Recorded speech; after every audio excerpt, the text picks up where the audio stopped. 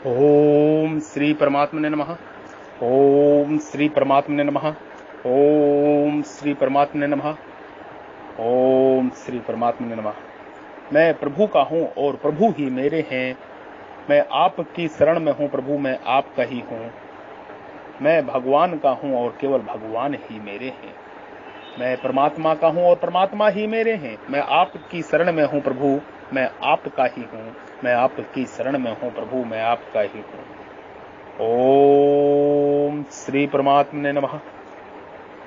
श्रेयान्श्वधर्मो विग्रह प्रधामत्सवा नुशिष्टात् स्वभानियतः क्रमा कुरन्नतः किलबिलशः।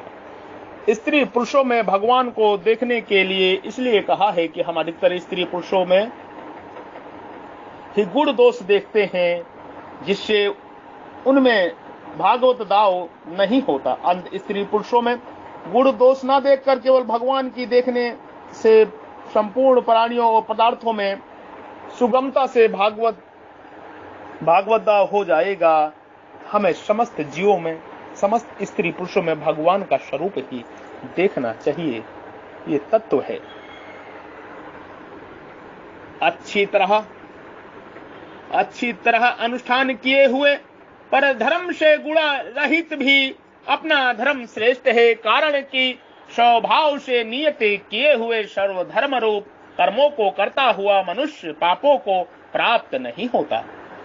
श्रेयनश्वधर्मो विग्रह प्रधर्मार्थः स्वानुष्ठितातः। स्वधर्म शब्द से वर्ण धर्म ही मुख्यता से लिया गया है। परमात्मा प्राप्ति के उद्देश्य वाला मनुष्य स्व को अर्थात अपने को जो मानता है उसका धर्म कर्तव्य स्वधर्म है। जैसे कोई अपने को मनुष्य मानता है तो मनुष्यता का पालन करना उसके लिए स्वधर्म है। ऐसे ही कर्मों के अनुसार अपने को कोई विद्यार्थी या अध्यापक मानता है तो पढ़ना या पढ़ाना उसका स्वधर्म हो जाएगा। कोई अपने को साधक मानता है तो साधन करना उसका स्वधर्म हो जाएगा। कोई अपने को भक्त जिज्ञासु और सेवक मानता है तो भक्ति जिज्ञासा और सेवा उसका स्वधर्म हो जाएगा।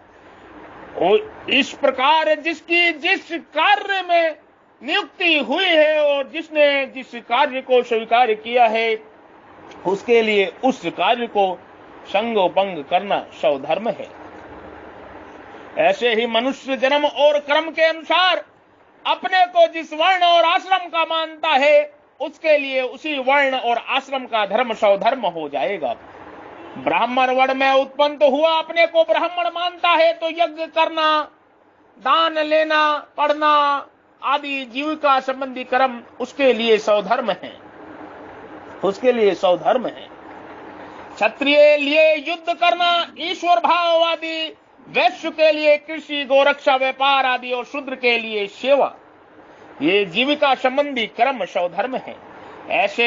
ऐसा अपना स्वधर्म अगर दूसरों के धर्म की अपेक्षा गुण रहित है, अर्थात अपने स्वधर्म में गुणों की कमी है, उसका अनुष्ठान करने में कमी रहती है तथा उसको कठिनता से किया जाता है, परंतु दूसरों का धर्म गुणों से परिपूर्ण है, दूसरों को धर्म का अनुष्ठान संगोपंग है और करने में बहुत सुगम है, तो भी अपने स्वधर्म का पालन करना ही सर्वश्रेष्ठ है।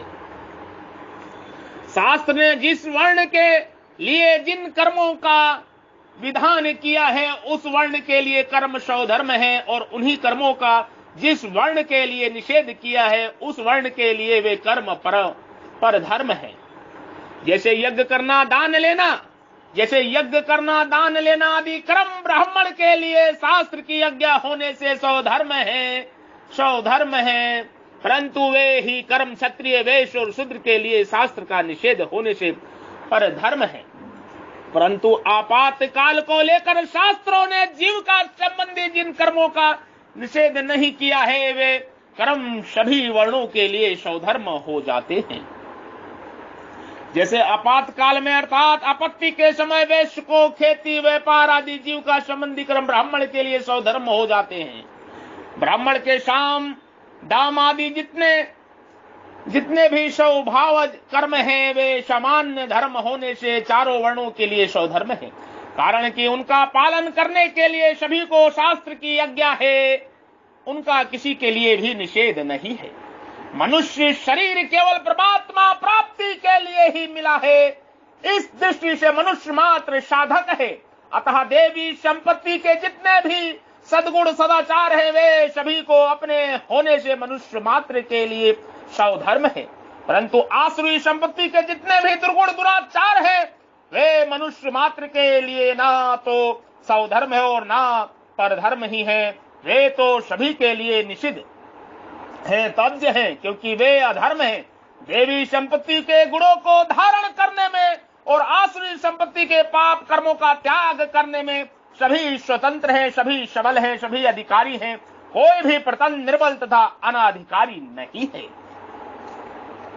ओम श्री परमात्मा ने नमः। यह बात अलग है कि कोई सद्गुण किसी के स्वभाव के अनुकूल पड़ता है, कोई सद्गुण किसी के स्वभाव के अनुकूल पड़ता है। जैसे किसी के स्वभाव में दया मुख्य होती है और किसी के स्वभाव में उपेक्षा मुख्य होती है। किसी का स्वभाव स्वतः क्षमा करने वाला होता है और किसी का स्वभाव मांगने पर क्षमा करने वाला होता है। किसी के स्वभाव में उदारता स्वाभाविक होती है और किसी के स्वभाव में उदारता विचार पूर्वक होती है, आदि ऐसा भेद रह सकता है। स्वभाव नियतः कर्म कुर्वाणान्त प्रयोति क्लीबशम। शास्त्रों में विहित और निषिद्ध दो तरह के वचन आते हैं। उनमें विहित कर्म करने की आज्ञा और निषिद्ध कर्म करने का निषेध है। उन विहित कर्मों में भी शास्त्रों ने जिस वर्ण आश्रम देश काल घटना परिस्थिति वस्तु संयोग वियोग आदि को लेकर अलग अलग जो कर्म नियुक्त किए हैं, उस वर्ण आश्रम आदि के लिए वे नियत कर्म कहलाते हैं। सत्व रज और तम, इन तीनों गुणों को लेकर जो स्वभाव बनता है, उस स्वभाव के अनुसार जो कर्म नियत किए जाते हैं, वे स्वभाव नियत कर्म कहलाते हैं। उन्हीं को स्वभाव प्रभाव स्वभावज स्वधर्म स्वकर्म सहज कर्म कहा है।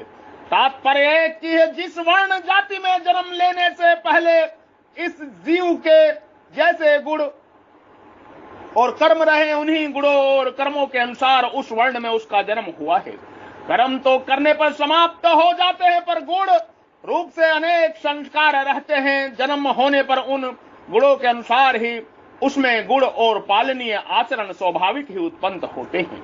अर्थात उनको ना तो कहीं से लाना पड़ता है और ना उनको लिए परिश्रम ही करना पड़ता है। इसलिए उनको स्वभाव और स्वभाव नियत कहा है। यद्यपि सर्वारंभा ही दोषणा धूम्रेणाग्नि विवृतः के अनुसार कर्म मात्र में दोष आता ही है, तथापि स्वभाव के अनुसार शास्त्र में जिस वर्ण के लिए जिस कर्म की आज्ञा दी है, उन कर्मों को अपने स्वार्थ और अभिमान का त्याग करके केवल दूसरों के हित के लिए दृष्टि से किया जाए तो वह वर्ण व्यक्ति उन कर्मों का दोष पाप नहीं लगता। ऐसे ही जो केवल शरीर निर्वाह के लिए कर्म करता है, उसको भी पाप नहीं लगता। शरीरम केवलम कर्म कुर्वाणा न पेनोति क्लीबशम। यहाँ एक बड़ी भारी शंका पैदा होती है कि एक आदमी कसाई के घर पैदा होता है तो उसके लिए कसाई का कर्म सहज साथ ही पैदा हुआ है, स्वाभाविक है। स्वभाव नियत कर्म करता हुआ मनुष्य पाप को नहीं प्राप्त होता तो क्या कसाई के कर्म का त्याग नहीं करना चाहिए? अगर उसको कसाई के कर्म का त्याग नहीं करना चाहिए तो फिर निषिद्ध आचरण कैसे छूटेगा, कल्याण कैसे होगा? इसका समाधान है कि स्वभाव नियत कर्म वह होता है कि विहित हो, किसी रीति से निषिद्ध नहीं हो, अर्थात उसमें किसी भी अहित ना होता हो। जो कर्म किसी के लिए भी अहित कारक होते हैं वे सहज कर्म में नहीं लिए जाते, वे कर्म आसक्ति कामना के कारण पैदा होते हैं। निषिद्ध कर्म चाहे इस जन्म में बने हो चाहे पूर्व जन्म में हो, वहां दोष वाला ही है। दोष भाग त्याज्य होता है, क्योंकि दोष आसुरी संपत्ति है और गुण देवी संपत्ति है। पहले जन्म के संस्कारों से भी दुर्गुण दुराचार में रुचि हो सकती है, पर वह रुचि दुर्गुण दुराचार करने में बाध्य नहीं करती। विवेक, सदिचार, सत्संग, शास्त्र आदि के द्वारा उस रुचि को मिटाया जा सकता है। युक्ति से भी देखा जाए तो कोई भी प्राणी अपना अहित नहीं चाहता, अपनी हत्या नहीं चाहता। अंत किसी का अहित करने का, हत्या करने का अधिकार किसी को भी नहीं है। मनुष्य अपने लिए अच्छा कर्म करना चाहता है, अच्छा काम चाहता है, तो उसे दूसरों के लिए भी अच्छा काम करना चाहिए। शास्त्रों में भी देखा जाए तो यही बात है कि जिसमें दोष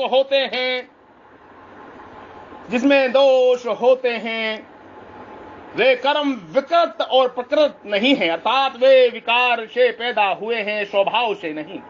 तीसरे अध्याय में जीव ने पूछा है कि मनुष्य न चाहता हुआ भी किसी से प्रेरित होकर पाप कर्म करता है, तो भगवान ने कहा है कि कामना के वश में होकर ही मनुष्य पाप कर्म करता है। तीसरे अध्याय का 36वां से 38वां श्लोक, कामना को लेकर, क्रोध पर लेकर, स्वार्थ और अभिमान को लेकर जो कर्म किए जाते हैं वे कर्म शुद्ध नहीं होते, अशुद्ध होते हैं। परमात्मा प्राप्ति के उद्देश्य को जो कर्म किए जाते हैं उन कर्मों में भिन्नता जो रहती है, पर वे दोषी नहीं होते। ब्राह्मण के घर जन्म होगा तो ब्राह्मणोचित कर्म होंगे, शूद्र के घर जन्म होगा तो शूद्रचित कर्म होंगे, पर दोषी भाग किसी में भी नहीं होगा।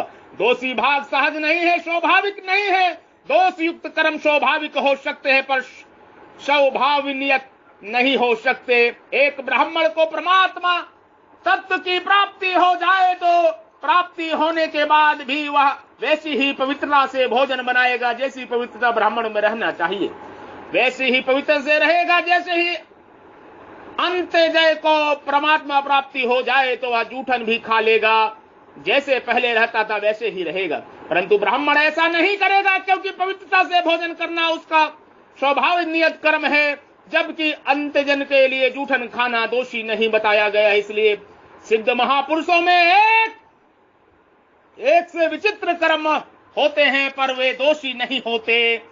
उनका स्वभाव राग देश रहित होने के कारण शुद्ध होता है। पहले किसी पाप कर्म से कसाई के घर जन्म हो गया तो वह जन्म पाप का फल भोगने के लिए हुआ है, पर करने के लिए नहीं। पाप का फल जाति, आयु और भोग बताया गया है, नया कर्म नहीं बताया गया है। सती मूले दीपको जत्यायु भार्गः, कर्म करने में वह स्वतंत्र है। यदि उसका चित्र शुद्ध हो जाए तो वह कसाई आदि का कर्म कर नहीं सकेगा। एक संत से किसी ने कहा कि अगर कोई अपना धर्म पशुओं को मारना ही मानता है तो वह क्या करे, तो उन संत ने बड़ी दृढ़ता से कहा कि यदि वह अपने को धर्म अनुसार ही लगातार 3 वर्ष तक पवित्रता पूर्वक भगवान के नाम का, अपने इष्ट के नाम का जप करे तो फिर वह मार नहीं सकेगा। कारण कि उसका पूर्व जन्म अथवा यहाँ के जो स्वभाव पड़ा हुआ है वह स्वभाव दोषी है। यदि सच्चे हृदय से ठीक परमात्मा तत्व की प्राप्ति चाहेगा तो वो कसाई का काम नहीं कर सकेगा। उससे अपने आप गलानी होगी, उपरति होगी, बिना कहे सुने उसमें सद्गुण स्वाभाविक आएंगे। रामचरितमानस में शबरी के प्रसंग में आता है, भगवान राम ने शबरी से कहा, नवदा भगति कहूं तो ही पाही, सावधान सुनी धरु मन माही। नवधा भगति कहूं तो ही पाई, सावधान सुनी धरु मन माही। फिर 9 प्रकार की भक्ति कहकर अंत में भगवान ने कहा, सकल प्रकार भक्ति दृढ़ तोरे, सकल प्रकार भक्ति दृढ़ तोरे। तात्पर्य यह है कि भक्ति 9 प्रकार की होती है, इसका सबरी को पता ही नहीं है, परंतु सबरी में सब प्रकार की भक्ति स्वाभाविक ही थी। सत्संग, भजन, ध्यान करने से जो गुणों में हमें ज्ञान नहीं है वे गुण भी आ जाते हैं। जो केवल दूसरों को सुनाने के लिए याद करते हैं वे दूसरों को तो बता देंगे, पर आचरण में वे गुण कभी तभी आएंगे जब अपना स्वभाव शुद्ध करके परमात्मा की तरफ चलेंगे। इसलिए मनुष्य को अपना स्वभाव और अपने कर्म शुद्ध निर्मल बनाने चाहिए।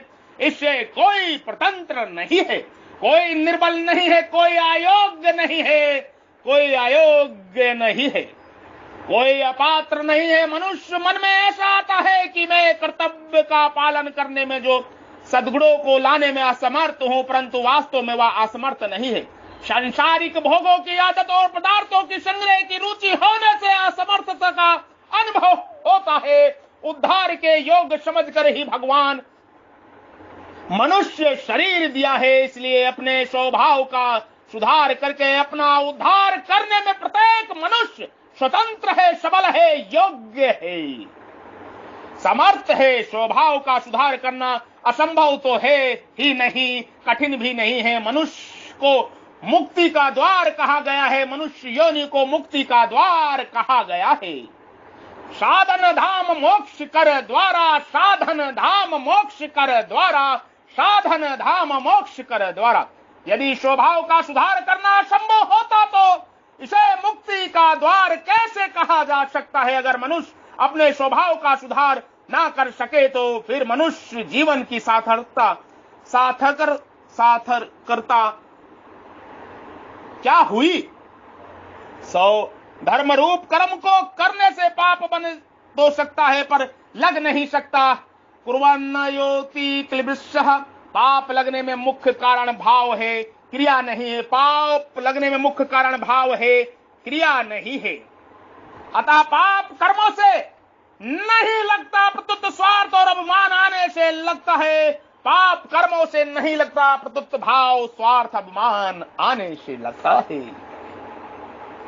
आपत्ति के समय ब्राह्मण क्षत्रिय निर्वाह कर सकता है, तो ज्यादा आपत्ति आफत आ जाए तो वैश्यवृत्ति भी कर सकता है, परंतु वैश्यवृत्ति में फर्क यह रहेगा कि ब्राह्मण खेती करे तो सुबह और शाम ठंडे समय हल चलाए और 2 बैलों का ही हल चलाए, 1 बैल का नहीं।